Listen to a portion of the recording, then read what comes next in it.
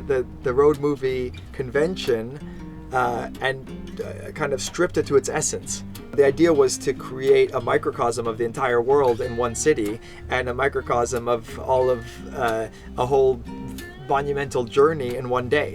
At this point today, we have driven a stolen car, sold the stolen car, sold a stolen espresso machine, and let a convicted felon buy and use drugs. And so we had the best of both worlds. We had the immediacy of the documentary format.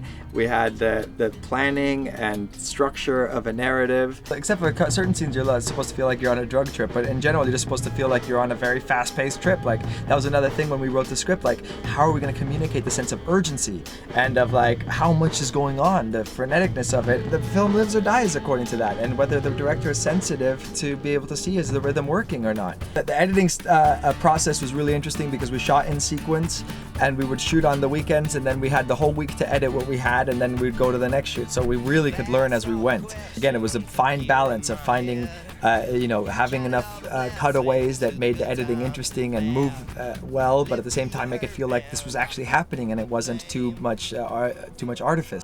Like any small film, we had full of problems that we had to overcome.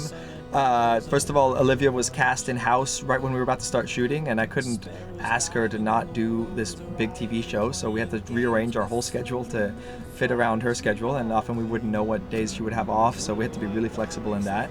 Then, of course, finding the different locations was very difficult. Some of them we had to steal, like the scene up in Black Aries compound. That was completely...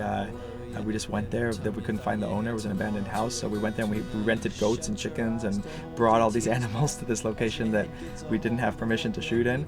And then we went to the projects in Watts where our editor Paul Forte was held up at gunpoint and our laptop was taken. There are some crazy things you have to overcome, like taking an old vehicle and having the brakes catch fire and the whole thing almost burning to the ground, as happened to us in outside of Salt Lake City.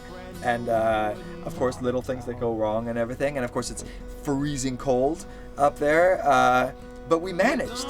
Come to me and cry, Mayday, 'cause it doesn't work.